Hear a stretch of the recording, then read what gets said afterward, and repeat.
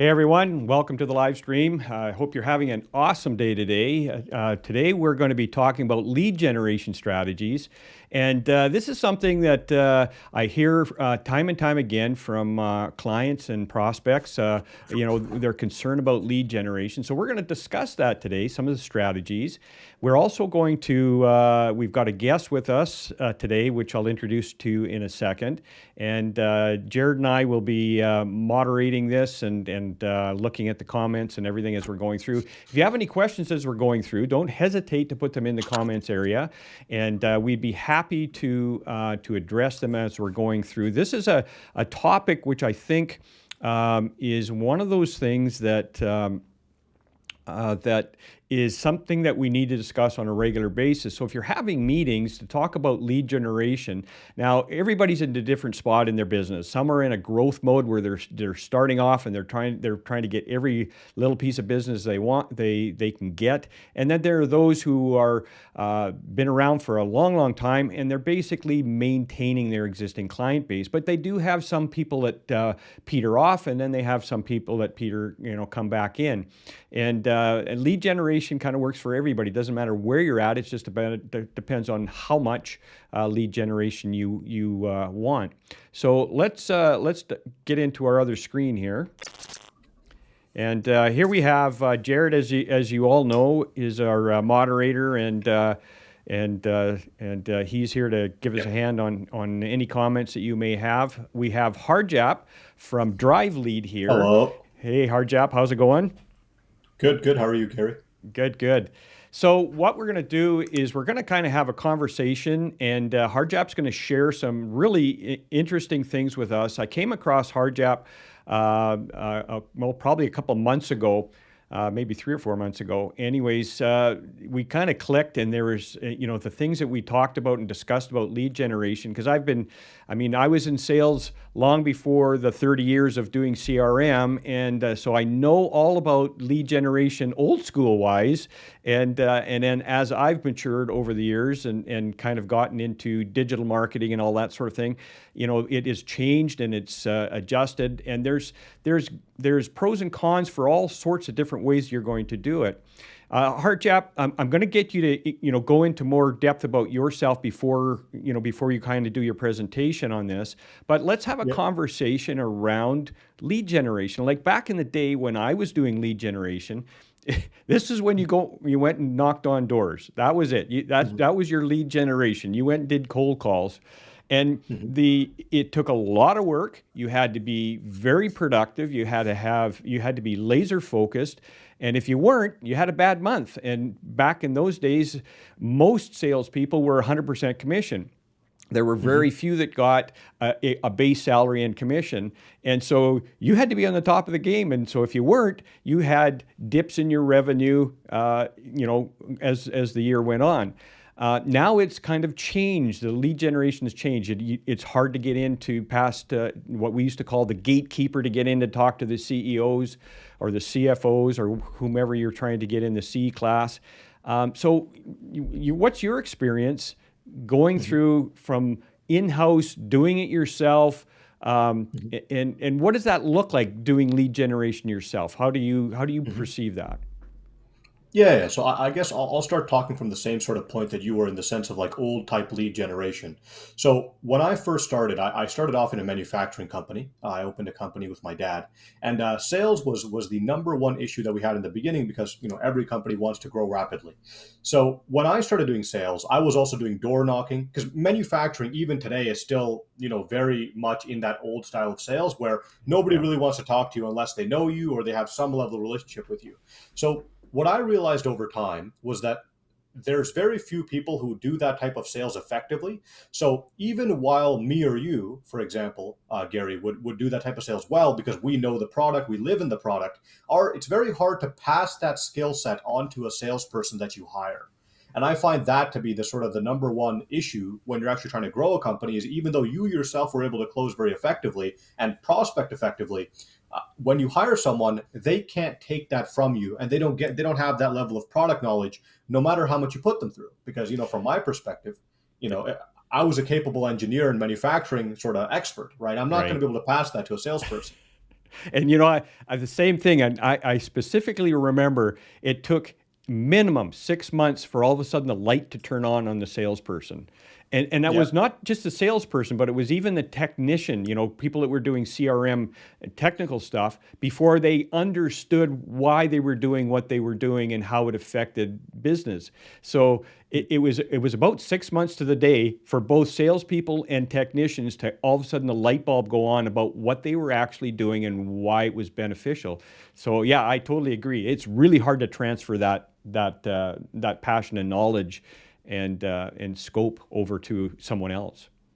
Yeah, 100%. I mean, I get into a lot of sales training sort of like ventures, and I find that everyone has the mindset of how do I better train my salesperson to understand the product better. While I think that's important, everyone has to understand the product. I think there's a threshold over which, unless you have the educational slash experience, you can't break that level of competence knowing a product. Like for Mm. example, if we're talking about a SaaS product, right, a software product, the person who designed the software is always going to know the limitations and the applications of the software far better than the salesperson. The Yeah. salesperson is just going to try to sell it.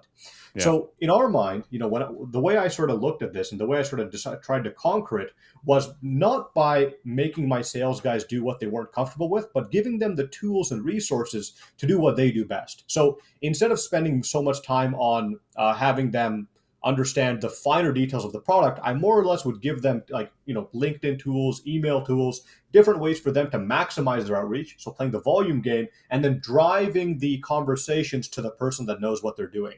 That's sort Right. of how we built the whole, that's the whole concept behind this lead generation model. Now, when I started in manufacturing, I knew I had that sales style.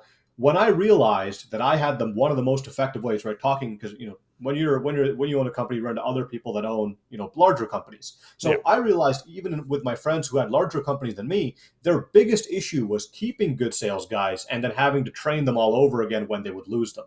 Yeah. So when I realized I was the best guy when it comes to knowing how to make that work and having like not when you have a process that's built into the process generates you the sales and the sales are not person dependent, you don't Hmm. have to be so worried about your salesperson going, okay, see you later. And then you're wondering, oh my God, our whole portfolio just went out the window, right? Yeah. When you have a process in place to curate the leads and then pass them to the one person that does the closing, it sort of helps it also helps business security a lot because you're Right. not so worried about that one person leaving.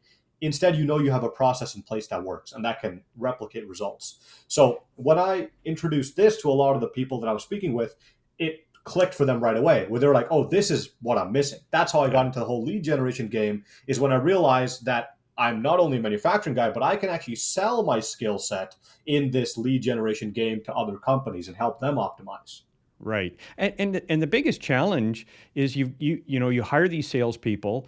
They're on their best, it's kind of like the dating thing, they're on their best behavior coming in. So you think, hey, okay, you Yes. vet the best you can, and then you find out that, oh man, this guy's good at finding leads, but he can't close anything, or the reverse, he can't close any, or he can close everything, but he can't seem to strum up business. So you're dealing with this human variable.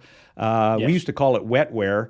That it's very, very difficult to help them move forward. So it's always a challenge, and trying to find out what clicks for each person, because you have these different modalities of personalities that you have to try to map and match with, and it becomes challenging. And then on the same token, when you're the owner of the company, you're thinking, okay, these guys are good at doing the business, selling, they know the product, but we have to get them leads. We have to get them qualified leads so that they can actually deal with this. Well, okay, who's going to do that? Well, I don't have the budget to go and have a marketing staff. So how am I going to do it? Am I going to do it myself after hours?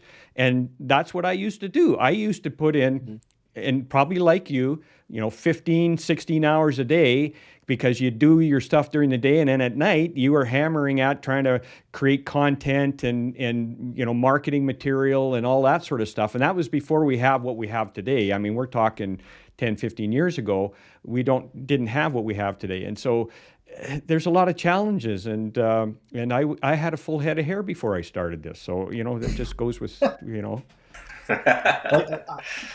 I 100% agree with you on the point of different. Like when you hire a salesperson, I've yet to run into a salesperson that prospects as effectively as they close.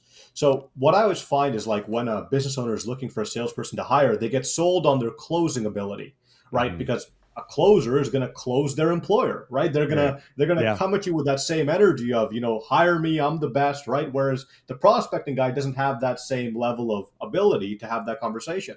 Yeah. So when you hire a salesperson, it's almost like the shoe doesn't fit most of the time, right? You That's hired a right. closer, but you don't even have someone who can actually bring you the leads. So I feel that Exactly. it's always like an uneven match where you find there's a huge gap between actually being able to generate results with that person based on their skill set and then giving them enough, data to work with to generate those results. I think Yeah. that's usually where the lapse happens that not many business owners think about. They just end up thinking, oh, well, this guy's not a good salesperson. That's not the Yeah. case. There's a No. ton of people who can close, but they need to be facilitated. And if you facilitate the right people, give them the right tools, it actually, they might be your best sales guys you've ever had. That was the case for me. I on the manufacturing side, when I finally did find someone who's a closer on the manufacturing, I was I made it a mission to keep him fed with companies that he could chase.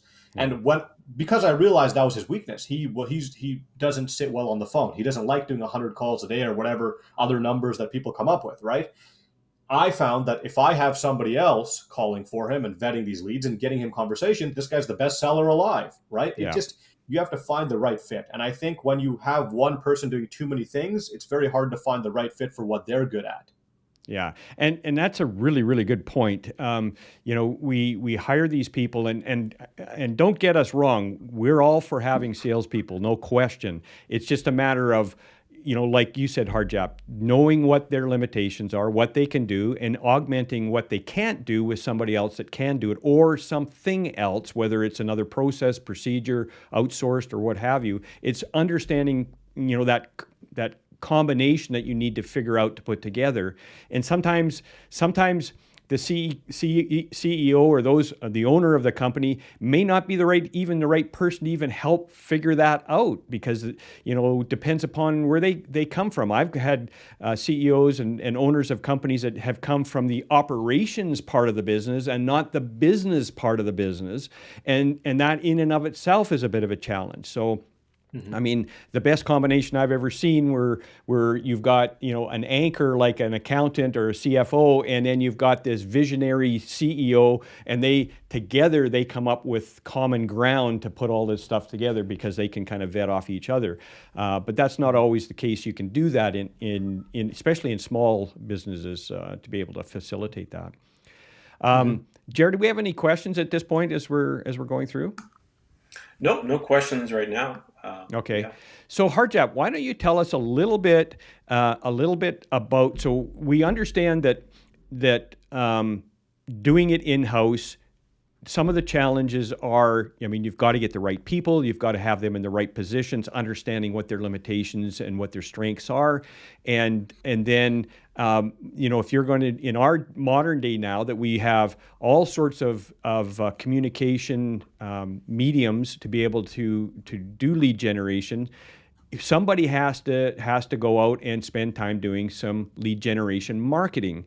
And is that going to be the owner? Is the owner going to hire somebody at x amount a year, 50, 60, $70,000 a year, to get a decent marketing person? Or are they going to outsource it? Like, where do we go from there? So to kind of go into that, would you give a little bit of your background, and then kind Mm-hmm. of then we can shift gears and you can kind of go into the advantages of Mm-hmm. outsourcing versus doing it insourcing. And I'm a big proponent of outsourcing. We do outsourcing for different things. We have contractors that do different things for us that they specialize in. We use them when we need them, and I think this is one of those things that you kind of have to open your mind a little bit to say, I can't do everything myself. I do need other people to help me grow and build my business. So having said that, can you kind of just give a little bit of a overview of yourself, and then let me know when you want to shift gears and we'll get into the other screen. Sure, sure. So yeah, I mean, a little bit of overview on myself. I'm an accountant by education, so I started off, getting my accounting degree. But when I started the manufacturing company, I started it because my dad had taught me engineering from a young age.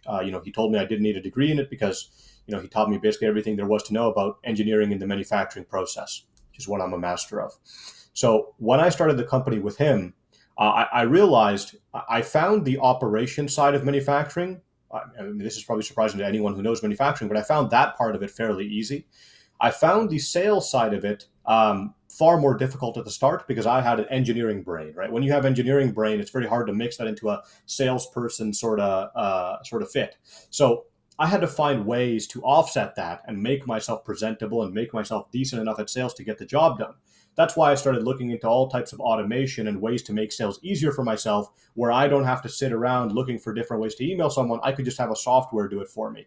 So I guess that was really the beginning of my mindset switch into, sales shouldn't be something that you're doing sort of the, how would I say, the most annoying part of, which is the groundwork. Instead, you're linearly focused on the results. That's sort of where the mindset switch happened. And then from there, when I started talking to my other friends who are CEOs, and they told me this is also their greatest struggle. I started doing some consulting for them, help them optimize their sales. I realized I could open another company that does this as a service. So then I opened DriveLead, and then I basically created a very process driven approach because I'm an engineer. And I Hmm. took it and I turned it into something that could be sold, right? So I went, okay, here's sort of the turnkey system that we put in place for you that will get you leads.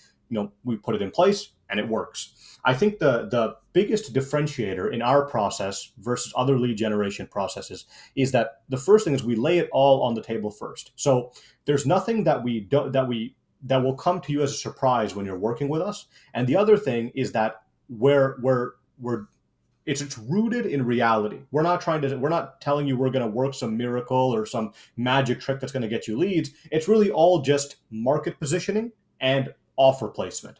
Once you have those two things down, once you know how to place yourself in the market, and you can do it through an email copy, right? You can make someone feel like you're solving one of their problems, and then on top of that, you can do some sort of offer value add that completes it for them. That's really where the magic happens. So I think that is sort of my background in terms of lead generation, and what makes me good at it is that the different mindset I have from other companies doing the same thing. I'm not so focused on finding that one magic trick. I'm more focused on repeatable results that I can sell to someone, if that makes Right. sense. Right, right. And I've had over the years of working in the CRM industry, and then prior to that in sales training, that was a big question that came up all the time. Was okay, how do we get? And we used to call them call centers back, and get people to call and try to find leads for their salespeople, and that was always difficult because I could never find one that matched the mark, and that was even people that were I mean, there were a lot of them offshore that were doing this sort of stuff, but even the people that were in North America doing this sort of stuff, they didn't have the right combination. And it was very challenging for me to say, well, go use this person or this company. And there was a company I remember in Lethbridge that was doing a fantastic job, and there was another one in Calgary that was doing a fantastic job, but they didn't have all the combinations right. And so and it falls back when you give a referral to somebody and say, hey, try these guys out. It comes back to you and say, hey, it didn't work, and so you feel bad because you want to give them the best results. And I found that a big challenge. So I stopped recommending companies to help with that sort of stuff. But I must say, talking with Harjap, he understands business. He's gone through the pain of figuring it out for himself in his own company. And that's how you figure things out. That's where you get this wisdom, not just knowledge, but wisdom on how to apply stuff. And that's where him and I kind of clicked, and we went, okay, he's gone through similar pain points as I have, trying to figure stuff out for himself and then for his clients. And so when we look at augmenting internal resources to be able to facilitate the growth of a company, I think lead generation through the right person, the right company is critical. And so Harjap, let's go through your presentation and let's and then we'll, if there's any questions, anybody has any questions as we're going through, please go and post them out there. Jared will ask the questions, and we'll kind of circle around and make sure they get answered. But this is one of those things that I think it takes, that you really want to spend some attention on to figure out, where's the best use of my resource. And if I'm wasting my resource, if I paid somebody else to do something and augmented that and gave me a better result, is that not a less risk than doing it all myself and trying to figure it out and wearing myself out thin, which Harjap, I think you've done the same thing as I did in the beginning, with long hours and sleepless nights, you kind of trying to pull it all together, right? All right, so let's shift over here. So go ahead and let's talk about what you do. So yeah, I mean, for the presentation, I was thinking of sort of the best way to explain the product. I thought the best way would just be to show you guys sort of the company presentation and take you through what the actual process looks like, as I was sort of alluding to before, in terms of how it all works, right, and the finer details. So I'm going to get started. I'm going to jump right in here. Just feel free to pause me whenever if there's any questions or anything need to be answered. Just let me know, and I'll pause. Okay. So as the title entails, we're DriveLead. We're a unique B2B sales solution for businesses. This is what our process looks like from a bird's eye view. So we start with acquiring prospects. We do email campaigns, LinkedIn campaigns, measure delivery, landing page conversion, and then it gets into intent-based calling. So I'm going to take you through each step and explain what's different about it, what's different from our competitors, and then what is sort of the results of each step that you'll be able to see. So acquiring prospects gets into defining your ICP. So I think one of the most neglected parts of lead generation is building the right target list and being very specific with the right target list. One of the things we do so well is that we ask the right questions. So we'll get into, what is your specific niche? What is the preferred type of company you'd like to work with? If you could pick a customer you'd want to have today, what would be the sort of the data of that company? So what would be their revenue size? What would be their location? What would be their industry? What niche would they be in? And are there any specific keywords that you can identify that makes that company more likely to buy? When we build a lead list, we have an entire team dedicated to building that list and manually filtering it to double check for discrepancies and making sure we have the right companies that are a fit. This allows your lead generation, your actual email campaigns, LinkedIn campaigns, and calling to be that much more effective, right? If you have the best list possible, you can have the best results possible, basically conquering the first step, the first problem that most people run into, which is building an effective list. So that's really the first step. Now, this is where we jump into the actual lead generation piece of it, the targeted email campaigns. So the thing with email campaigns is, everybody has heard of them, but I think with all the email campaign software that's on the market today, a lot of people have a bit of a disappointed outlook on the potential of email campaigns. On our end, we use our own software because when we tried using our competitor software probably about 4 years ago, we were using Woodpecker. It's not that Woodpecker doesn't work; it's that a lot of the numbers are inaccurate. So if it tells you you're achieving a 99% deliverability, when we tested that in-house and we actually checked whether or not that was true, it was actually more like a 40% deliverability. So at that time, we partnered with a startup company and built our own email campaign software. That's how we get better results. So in comparison, our email campaign software averages a 75% email open rate and a 12% email response rate. These are very fresh numbers. So, this is literally what you can expect for the next 6 to 12 months based on how the industry goes. But the reason we can achieve these numbers, which are far above what anyone's likely seen, is that our software is designed differently, and it has a unique feedback loop that allows us to make sure we're always landing in the inbox. And that feedback loop gives us sort of provable indications, which you don't really get from other software. So this is one of the reasons our campaigns do well. The most important reason, I'd say, and probably the focal point of this whole sort of sales mindset that I'm pitching today, is that we try to build the right offer in our email campaigns. So we're not just trying to sell your product's existence. A lot of companies, when they have a product, right? Let's say they're a financial services company or they're a wealth management company. If they run an email campaign, it's going to say something like, we do wealth management. Is there any assets that we could look at for you? A very, very simple sort of email that doesn't really have any intriguing parts to it. In our case, our goal when we start with a new company is to always build an intriguing offer and come up with a value add that goes along with it. So an example of this could be offering a free initial consultation or a complimentary tax review to basically just get into, like if we were working for an accountant, let's say, right, we could offer those things if there weren't more companies as clients. We could offer those things to get our foot in the door. And I think that's the most important piece that a lot of people miss is you need to try different offers. I mean, I can list most companies we work with, we end up trying anywhere from 5 to 10 different styles of offers and value adds until we get to the one that delivers the most results. And once you find that one offer, like, for a financial services company, it might be something like a free initial consultation or any sort of complimentary audit, or, let us test the strength of your books, give us this information, and we can let you know if you would survive an audit. That's a few examples of things we've done in the past. And depending on the type of industry you're targeting, you'll find that different offers work differently, right? They'll have varying success rates. So it's all about finding that sweet spot and really using that to multiply the volume by 1,000 and start bringing in those calls. That's sort of the focal point of everything we do. A lot of companies we work with, right, when they start with us, in their mind, there's that, these guys are going to do some sort of trick to get leads to come in the door. There's no trick. There's no magic. It's really just about sort of going through the tough task of curating those offers and those value adds and then testing them in the market.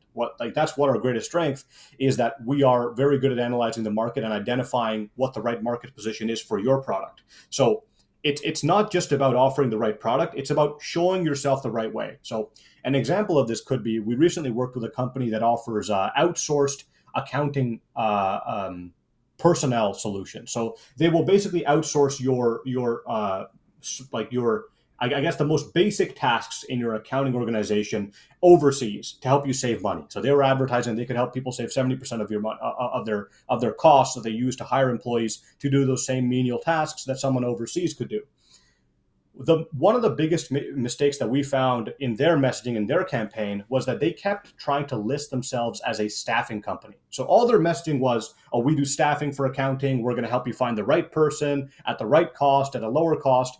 They really just sounded like any other LinkedIn staffing person. And I think that was the biggest problem, where we had to do a switch in market position. We had to make them think, okay, we are not a staffing company. We are a company that helps you optimize your costs as an organization.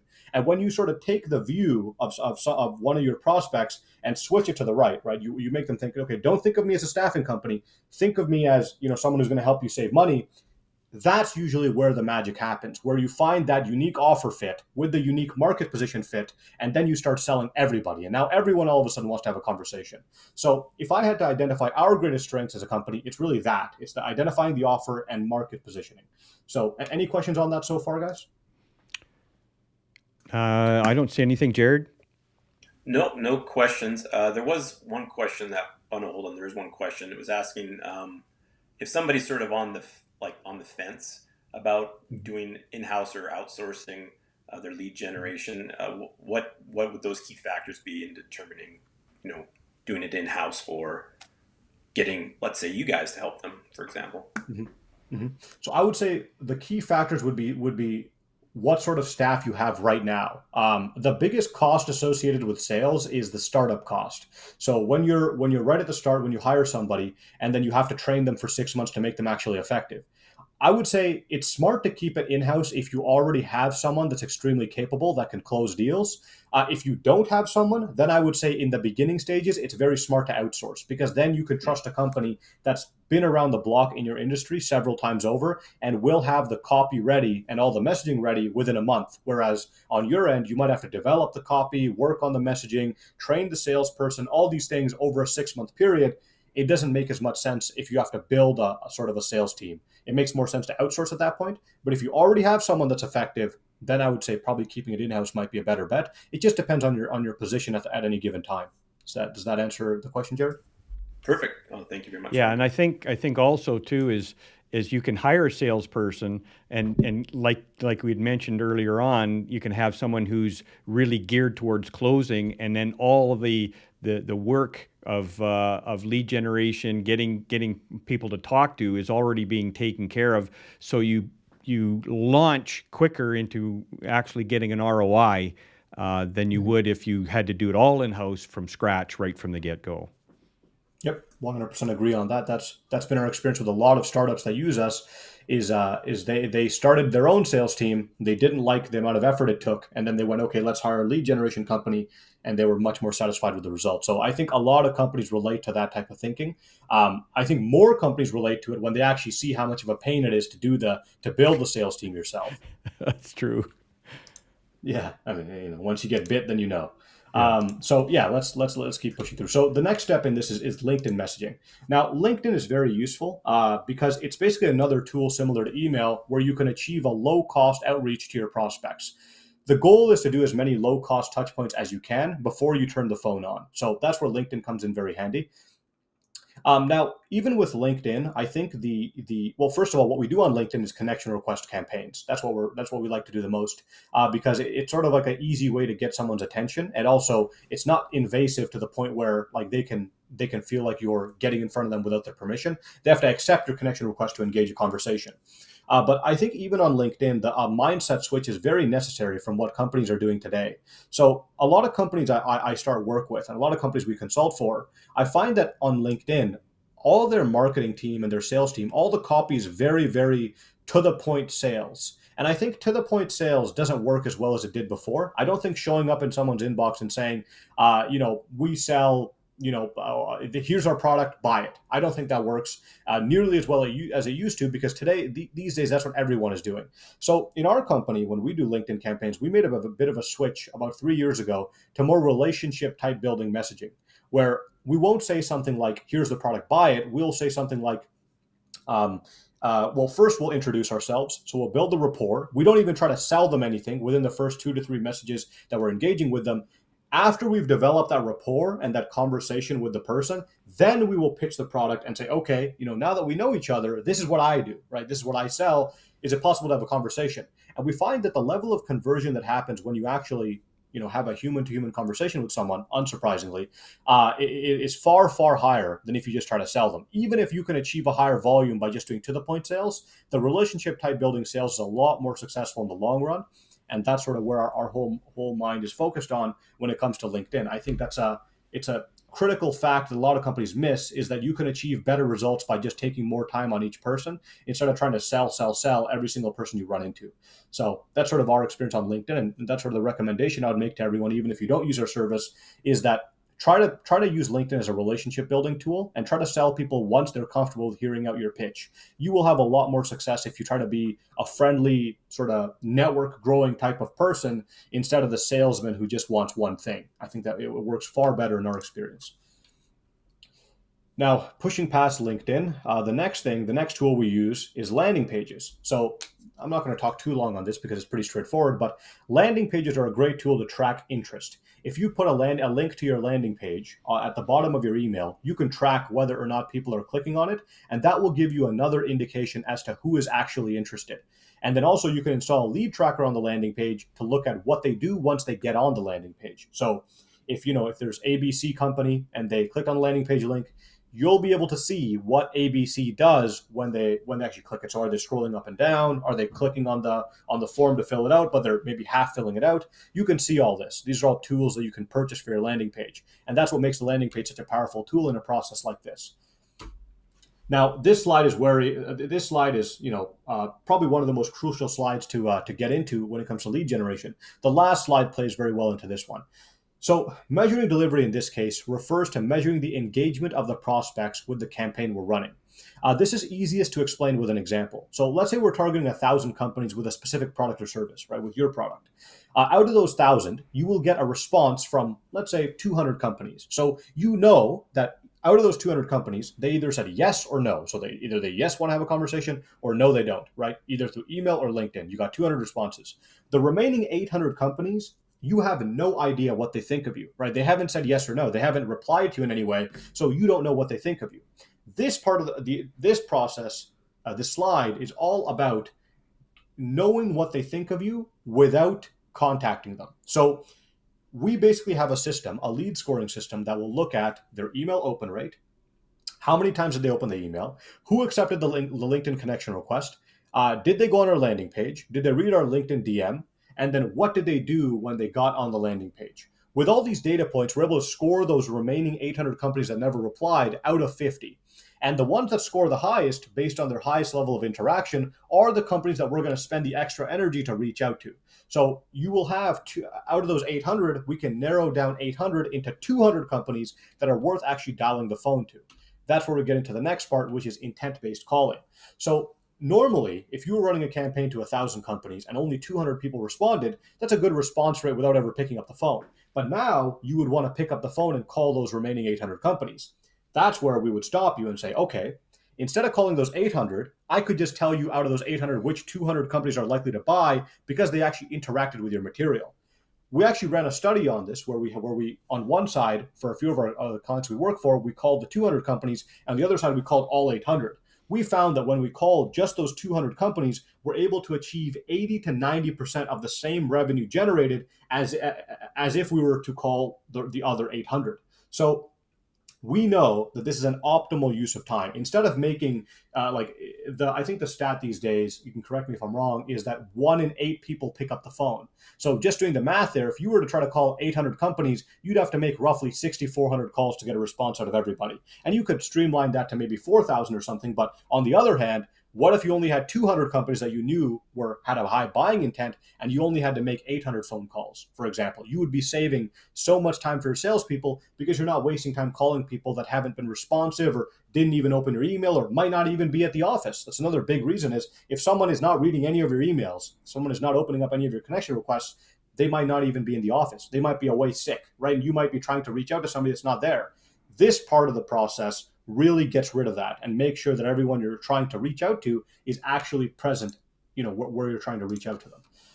So what you guys get out of this, right? What any company that works with us gets out of this is high intent prospects. So these prospects, when we book a meeting for you, either a phone call appointment or a calendar invite, we're booking it with prospects that are ready to have a conversation and they know about your product. So basically, we will get your foot in the door for you to be able to close the business.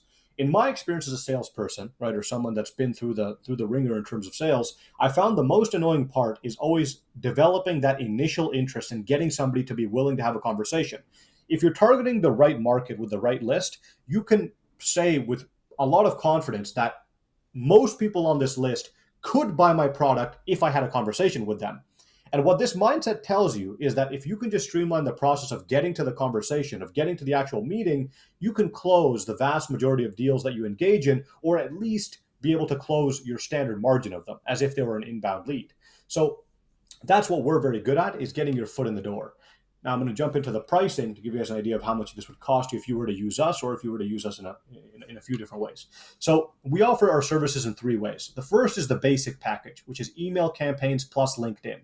That goes for about $2,200 per month.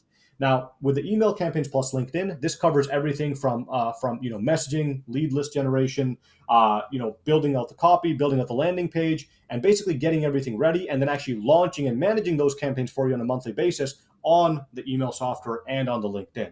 The advanced adds in that intent-based calling. So we keep a separation between the basic and the advanced because some companies we talk with want to make their own phone calls, so they want to do their own calling. We offer the advanced in case you don't have that person in-house to make the calls. We can actually get one of our reps to do it and call those high intent leads on a monthly basis. And then the third one, which is a massive, quite a price jump, is because some companies already have a sales team. And I guess this also ties into the question earlier, is that you don't even need to outsource your sales process to us. There are some companies that are large enough to the point where they would benefit from just having our software and our sort of sales approach in their company without having us run it. We offer a one-time cost to basically implement the drive lead process into your current sales structure and just train your team on how to run it. So that's essentially an outlook on the pricing. So is there any questions so far before I jump to the contact page on your guys' end? Yeah, there was one question. As it seems like you're sort of a leader in sort of emerging trends in lead generation, do you see this as being sort of something that's kind of going to be going forward, a lot more sort of automation in finding leads and a lot more detailed analytics? Because I know, like for myself, I get to see sort of open rates, unique clicks, and something in emails, but I don't really know how to interpret that. Is this sort of, do you think, Yes. sort of the trend that's going to be going forward for a lot of other companies when doing their sort of lead generation? Yeah, so I would add a piece to that. 100%. We already automate, like everything on the email and LinkedIn side is automated. A human only gets involved when someone responds. So if someone responds like Oh, either a okay. positive or a negative message, all the automated outreach stops and a human takes over from there. So I do believe that's the future.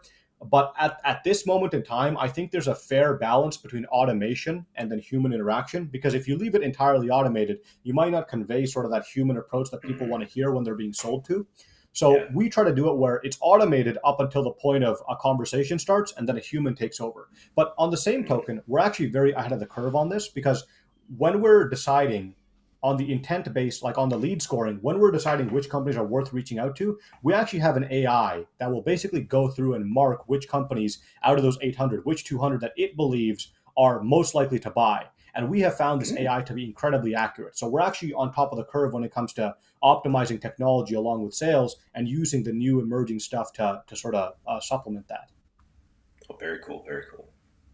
Very cool. So yeah. So just to wrap it up, I can sort of put my contact information there. That's sort of best to reach me. That's my email. That's my office number. You guys can feel free to reach out to me if you have any more questions. But yeah, that's the presentation so far. Perfect. Yeah, All we have right. in the description too. There's also Harjap's contact information if you ever want to come back or you want to watch this again.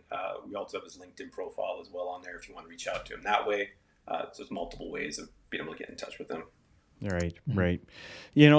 And again, the purpose of bringing this up is to let people know that there are qualified people that can do this. It's not, it's not a difficult thing. I mean, years ago, trying to find somebody to do this properly and strategically, and then have the right attitude and ethics and stuff behind it, was really challenging. Um, one of the things that we look at is how we want to have an ROI. I mean, everything should have some sort of an ROI on this. Now, obviously, and Harjap, you and I have had a conversation around where some people say, well, what about guarantees? Well, there's no guarantees in business, period. But maybe you want to Mhm. just talk about that because you and I had this conversation, and not that Mhm. I asked it, it's just something you brought up. But Mhm. even business, there is no guarantees. We that's it's a risk-based venture. Anybody running a business, just the way it is. Mhm. There's so many Mhm. variables that can throw it down. I mean, COVID is a great example of some people who totally lost their business because of COVID, where others, parachuted into horrendous amounts of revenue because they were at the right time, the right message, and everything was right on. And I'm just going to bring this up, and it's all strategic. A lot of it is strategic. There are a lot of people that I know in the restaurant industry, people that I know personally that went under, that basically said, okay, I'm not going to push through this.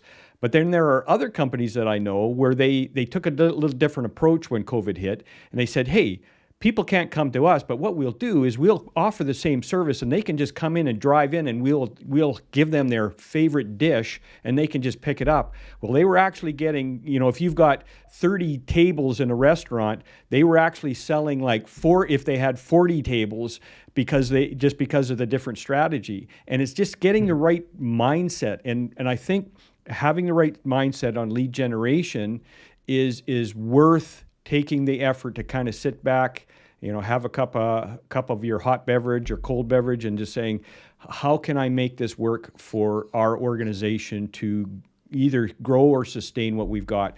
Which brings up another question, Harjap. Um, Mhm. what about people who have existing client bases and want to have a nurturing process? Do you offer any kind of nurturing process where they don't have the time to do this? Mhm. So let me touch point on the first on one thing at a time. So actually, first I want to Absolutely. relate to the point you made about COVID. COVID is actually what made this type of lead generation way more viable, because when COVID hit and I was trying to make sales from a manufacturing company, I found that it was even though I had mastered a lot of the process, I was still very reliant on calling type solutions. That's really where I made the switch into automation for LinkedIn and email, because people were not like, nobody was at the office. So you would call in to the receptionist and she would say, no, I can't transfer you. It's their cell phone. So you just have to send them an email. And we know how far a cold email gets, right? Like, I mean, even on our end, as good as we are, it's a 12% email, response rate. So if you're calling a bunch of people and you have to email every single one, you're only going to get through like 50 companies a day. You're going to see almost nobody. And most of them are going to be no's. So I think COVID really changed the game in a lot of ways. And I think COVID is actually the reason, similarly to this, that lead generation is so effective these days if you know how to do it right. Right? If you can achieve that level of automation, a lot of the companies working from home are otherwise unreachable, right? They'll never respond by phone call. Yeah. So, yeah. And then on the part about guarantees, I mean, I think the thing with guarantees is like on our end, right? If I could promise somebody, 20 leads a month, I could stand behind it 100%, I would, right? But the biggest thing that comes into it is that I don't know, like when we start working with a company, right? Like Gary, I'm sure you can understand this. We don't know how strong the product is. So when I have a conversation with you, right, like let's say you're selling a CRM for accounting services. Let's just say this is the case, right? Mm-hmm. And I come in, I have a conversation with you, and you say it's the best CRM in the world. Everybody can use it. It's this, and you just sell it like crazy. I don't know that. I have no way of knowing that outside of trying to sell it. Yeah. For me, there's one of two reasons there's a few reasons someone looks for a lead generation company, but the most common ones are either they want to outsource the headache, right, which is usually the good reason, and two is that they don't know how to sell their own product. Now, why do they not know how to sell their own product? Either because they haven't mastered the messaging, which we can help with, or because the product is not as attractive in the market as you think it is.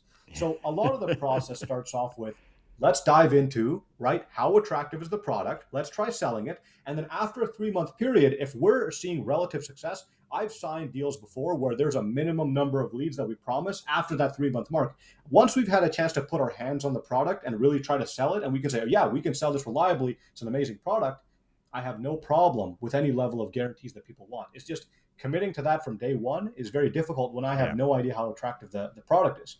On the same token, a lot of companies will ask, well, how many leads am I going to get a month?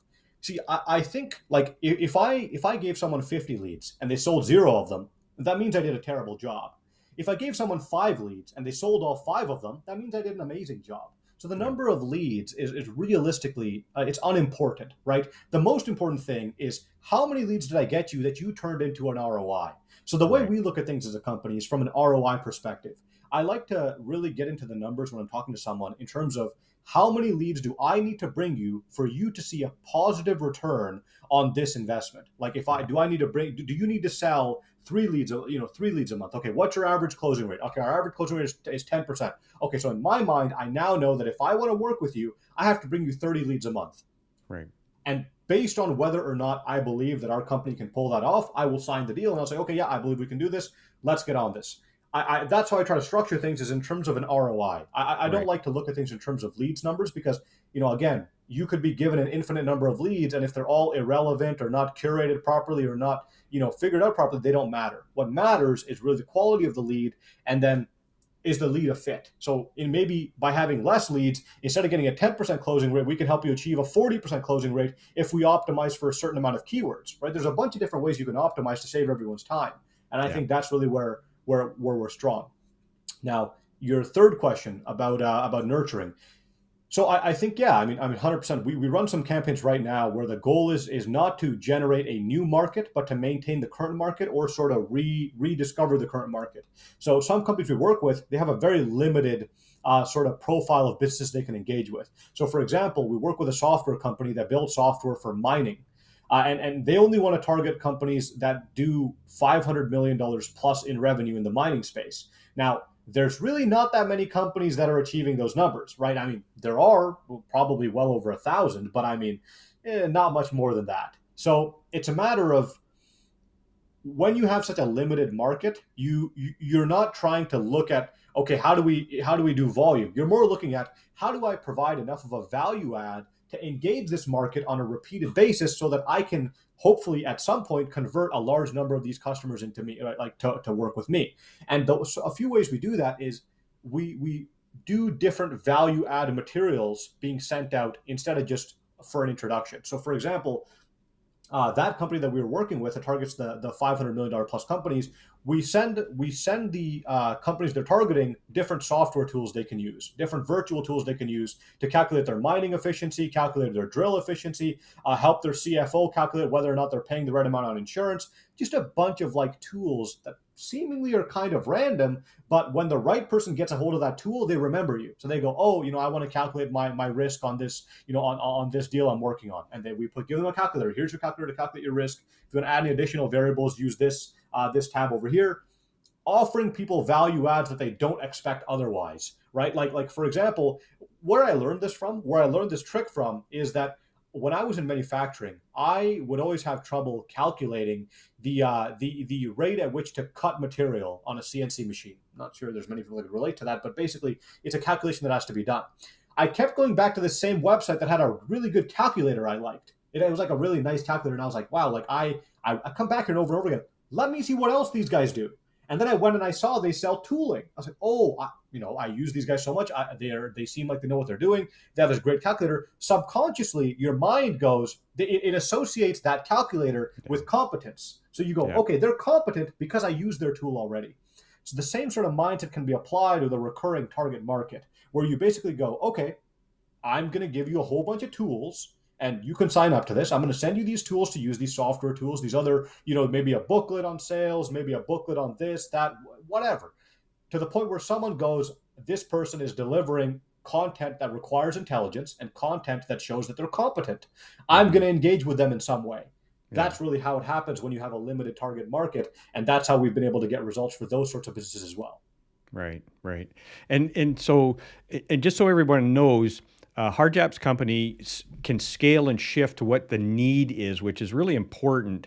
I mean, yes, he's got these packages, but if you need, nurturing, you can have a discussion with him and talk about, okay, I need some help with nurturing. Maybe you can train them, maybe you can just do it for them, done for you.